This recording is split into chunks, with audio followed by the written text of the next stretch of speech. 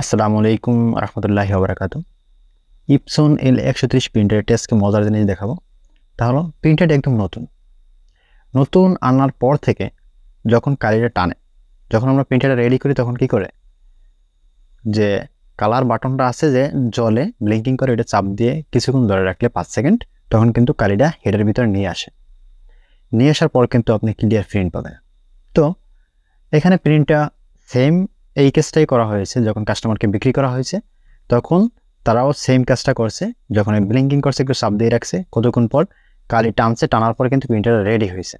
Ready হওয়ার পর কি হয়েছে, রেডি হওয়ার পর দেখুন মূলত প্রিন্ট দিলে যে আপনার প্রিন্টটা হয় ঠিকই, কিন্তু কালার আসে না। ঠিক আছে, তো এই কালার আসে না, এই কালার কেন আসে না? কোনো কালি আসে না, ব্ল্যাকও দেয় না, ইয়েলো, সায়ান, মেজেন্টা, কোনো কালারই আসে না। এই বিষয়টা কিন্তু হেডের ভিতরে আগে আপনার আইডেন্টিফাই করতে হবে যে কালিটা গেছে কিনা। যে পাইপ দেখা যায়, এই যে পাইপ দিয়ে কালিটা কত দূর গেছে, অথবা কাঠিসটা খুলে দেখতে হবে যে কাঠিসের ভিতরে কালি গেছে কিনা। যদি কালি না যায় তাহলে আপনার বুঝতে হবে অবশ্যই কোথাও কোনো লিক আছে কিনা। যদি লিক থাকে, লিক আগে দেখতে হবে। লিক মানে এটা বুঝেছি কোনো ছিদ্র আছে কিনা। এরপরে তাও যদি দেখেন যে না ঠিক আছে, তখন কি করবেন? তখন হ্যাঁ, মাস্ট বি একটা কাজ করা যায়, পাম্প দেখতে হবে। কারণ কালি কেন নেয় না, কেন আসে না, এই বিষয়টা কিন্তু পাম্পের ভিতরে। পাম্প এমন একটা পদ্ধতি, এখানে কালিটা টানেও, জাস্ট টানে। তো টান দিতে দিতে দিতে দিতে কিন্তু কালিটা হেডের ভিতরে নিয়ে যায়। তো যখন পাম্প কালিটা নিতে না পারে তখন কিন্তু হেডের ভিতরে যায় না, তখন কিন্তু আপনার কালার আসবে না, ব্ল্যাক, সায়ান, মেজেন্টা, আপনি যেটাই বলেন কোনো কালারই দিবে না। তো এই জন্য প্রথমেই আমরা এই প্রিন্টারটি খুলবো, খোলার পরে তারপর দেখব যে আসলে পাম্প ঠিক আছে কিনা। তো পাম্প রিপেয়ার করার পরে কিন্তু আপনি কালার নিয়ে আসতে পারেন, যে কোনো কালার। যদি হেড ভালো থাকে মাস্ট বি কালার দিতে হবে, বাধ্য। হেড যদি ভালো থাকে অবশ্যই কালার দেবে। এরপরে আরও একটা বিষয় এখানে থাকে, হেড ভালো আছে, পাম্পে কালি উঠানে, হেডের ভিতরেও কালি আছে, তবুও কিন্তু কালার দিতেছে না, মানে প্রিন্ট হয় কিন্তু বাট কালার আসে না বা লেখা আসে না। এই বিষয়টি হয় আপনার মাদারবোর্ড থেকে। মাদারবোর্ডের কোনো একটু ত্রুটির কারণে কিন্তু এই বিষয়টি হয়, মানে শর্ট হয়ে ওই ফিউজটা নষ্ট হয়ে যায়, যে এফ অন থাকে এটা নষ্ট হয়ে যায়। এটা পরবর্তী ভিডিওতে দেখানোর চেষ্টা করব। আই বাটনে আমি দিয়ে রাখবো যে কীভাবে ফিউজ চেঞ্জ করতে হয়, এবং সব ঠিক আছে বাট মাদারবোর্ড কীভাবে রিপেয়ার করতে হয়। তো চলুন এই ভিডিওটা দেখি মূলত পাম্প রিপেয়ার করে কীভাবে কালার আনতে হয়। যে কোনো আপনি ইপসন L130, L220, 380, 3110, 3210 প্রিন্টারও কিন্তু আপনি সেম কাজটি করতে পারেন। চলুন দেখে। ইপসন L130 প্রিন্টার, দেখুন প্রিন্টারটি একদম কিন্তু নতুন, একদম আনবক্সিং করা হয়নি এরকম মনে হইতেছে, কিন্তু হ্যাঁ আনবক্সিং করা হয়েছে, রেডি করা হয়েছে, কিন্তু প্রিন্ট দিলে প্রিন্টে কিন্তু কোনো কালি আসে না। দেখুন এখানে আমি প্রিন্টারটি খুলতেছি, তারপর এখানে অন করে দেখবো আসলে কি কালি আসে কিনা। তো প্রিন্টারটি বিক্রি করার পর কিন্তু সেম সমস্যা হয়েছে, এরপর কিন্তু এটা নিয়ে আসছে। তো দেখুন এখানে আজকের ভিডিওতে দেখানোর চেষ্টা করব ইপসন L130, 220, 360 ও 380 প্রিন্টার কেন কালি দেয় না, কিন্তু প্রিন্ট হবে বাট আপনার কোনো পেপারে লেখা আসবে না, কোনো লেখাই আসবে না, একদম ব্ল্যাঙ্ক একটি পেপার বের হবে। তো এই বিষয়টি কিন্তু অনেকটা কারণে হইতে পারে, মাদারবোর্ড থেকেও হইতে পারে, হেড থেকেও হইতে পারে, এবং পাম্প থেকেও হইতে পারে। তো এই বিষয়টি জানতে ও শিখতে চাইলে অবশ্যই সম্পূর্ণ ভিডিওটি কন্টিনিউ করুন, আপনি অনেক কিছু শিখতে পারবেন ও জানতে পারবেন। তো আমি এখানে কম্পিউটার থেকে প্রিন্ট দিতেছি, দেখুন এখানে কম্পিউটার থেকে প্রিন্ট দিয়ে দেখবো আসলে কি কালি দেয় কিনা। দেখুন এখানে আপনারা দেখতে পারবেন প্রিন্টে কিন্তু হইতেছে, বাট কোনো লেখা কিন্তু আসতেছে না, এখানে কোনো লেখাই আসতেছে না। প্রতিটি স্টেপ বাই স্টেপ দেখতে পারলে আপনি শিখতে পারবেন ও জানতে পারবেন। এজন্য প্রথমত প্রিন্টারটি আমার খুলতে হবে। খোলার জন্য অবশ্যই প্রিন্টারটি পাওয়ার অফ করে নেবেন।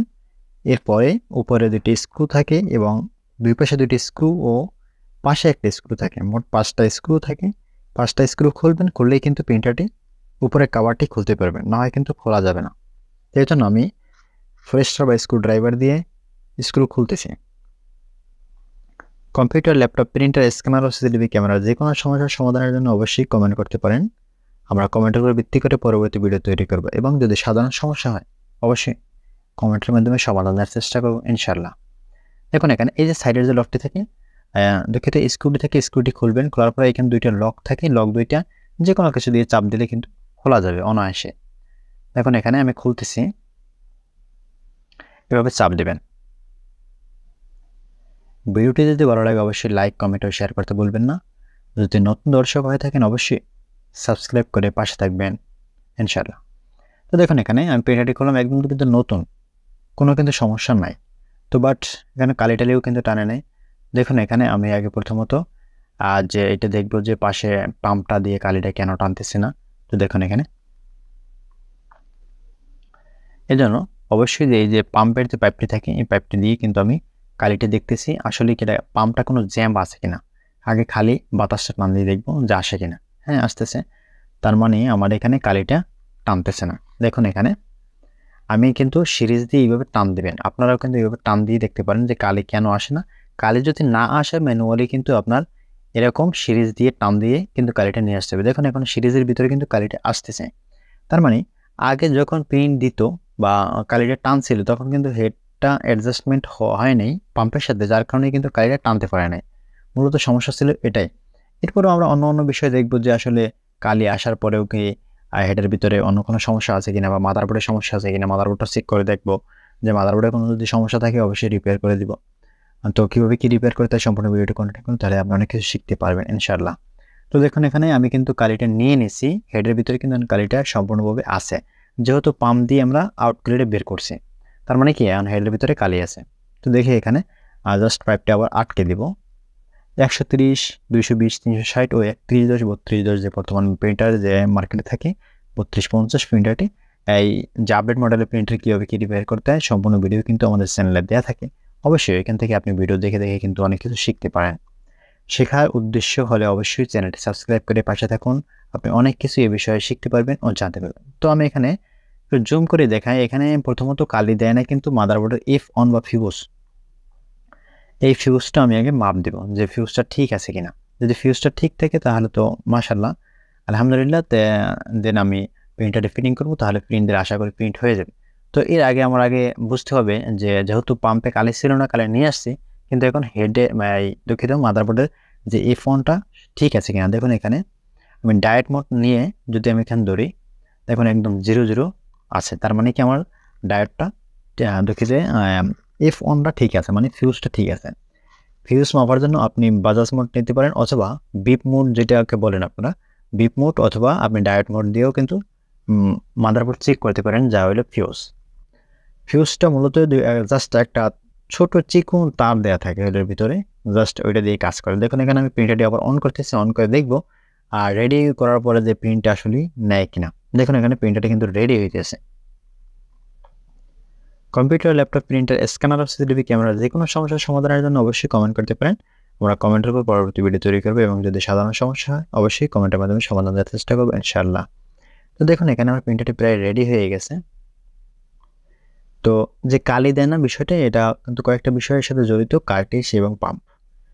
কার্টিজ এর ভিতরে যদি কালি থাকে অবশ্যই পাম্পে নিবে, আর যদি পাম্পে না নিতে পারে তো পাম্প রিপেয়ার করবে না। রিপেয়ার বিষয়ে কিন্তু আমাদের চ্যানেলে প্রতিনিয়ত ভিডিও দেওয়া থাকে, তো অনেক ভিডিও দেওয়া আছে রিপেয়ার নিয়ে, পাম্প কীভাবে রিপেয়ার করতে হয় এই বিষয়ে বিস্তারিত ভিডিও দেওয়া আছে, তো দেখে আসতে পারেন। দেখুন এখানে প্রিন্টারটি কিন্তু একদম ওকে হয়ে গেছে, যে আপনার সমস্যাটা ছিল কি পাম্পে, পাম্প থেকে কিন্তু কালিটা নিতে ছিল না, যার কারণে আমি ম্যানুয়ালি যে টান দিছি যার কারণে কিন্তু কালিটা নিয়ে আসছে।